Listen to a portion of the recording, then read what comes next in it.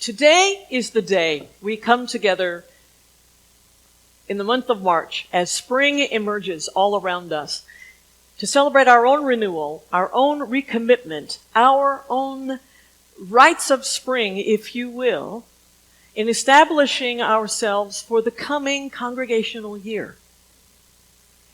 We are called upon this year to open doors to tomorrow.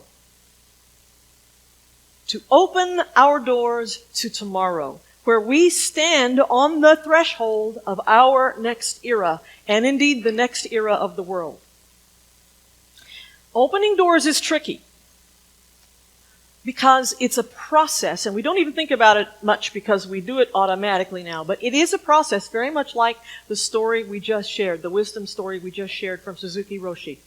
It is a process of grasping and then letting go. To open a door, we have to grasp on, we have to reach out and grasp on to that door.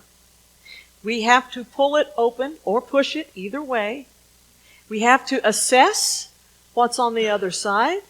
And then we have to discern whether or not we will step through. Now, this process requires a lot of different elements of ourselves.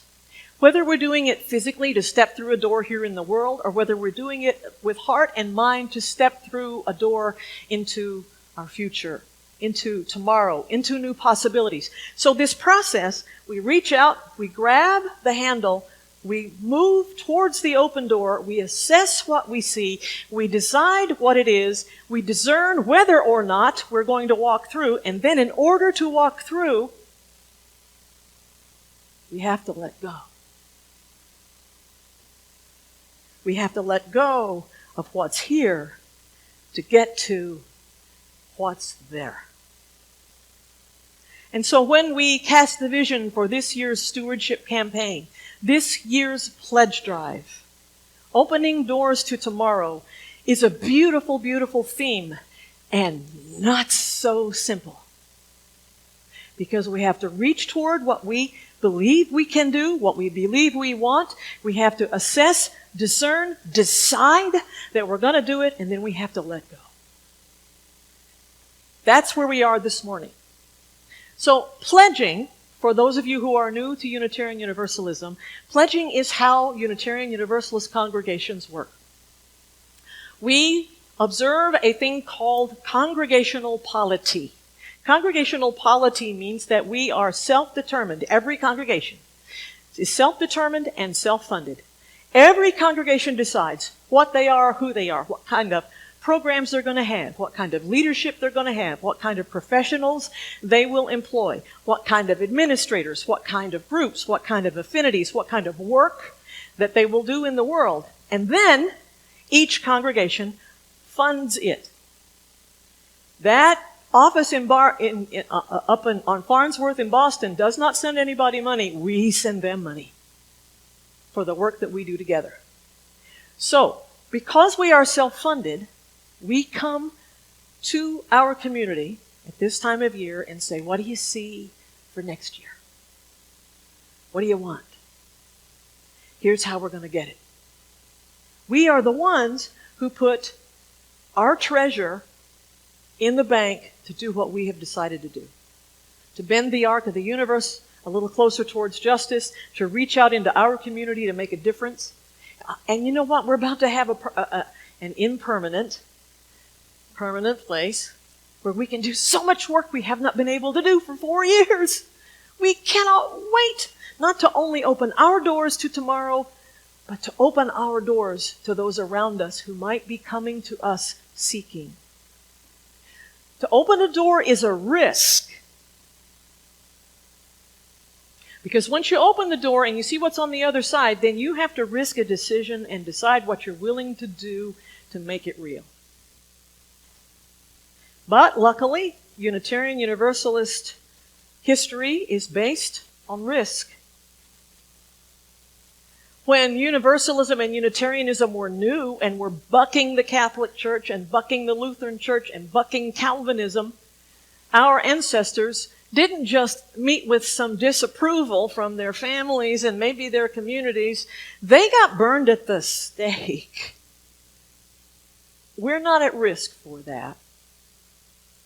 But the willingness to risk for our faith is in our DNA as Unitarian Universalists. And risk is in the DNA of this congregation. We just celebrated 25 years of being here against the odds. Risk is in our DNA. And you know why?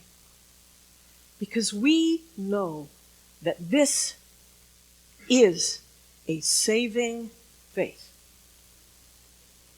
This is a saving faith. Now, what do I mean, saving faith?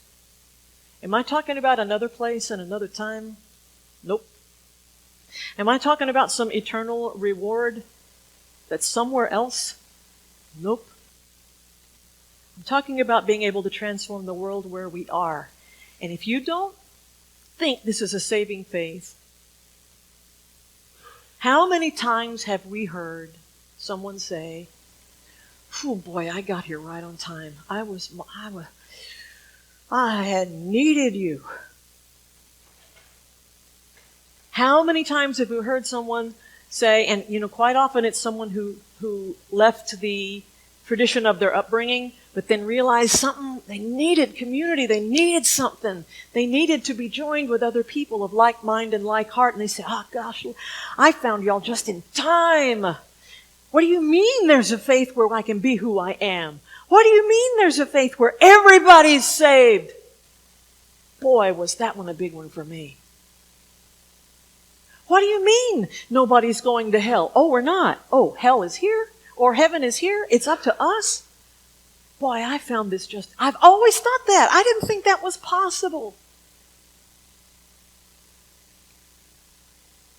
This faith saved me.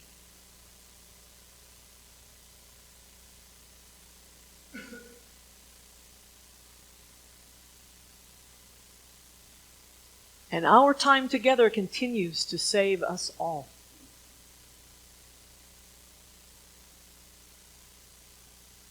I just love it when someone comes in for the very first time and I get to talk to them after service over coffee.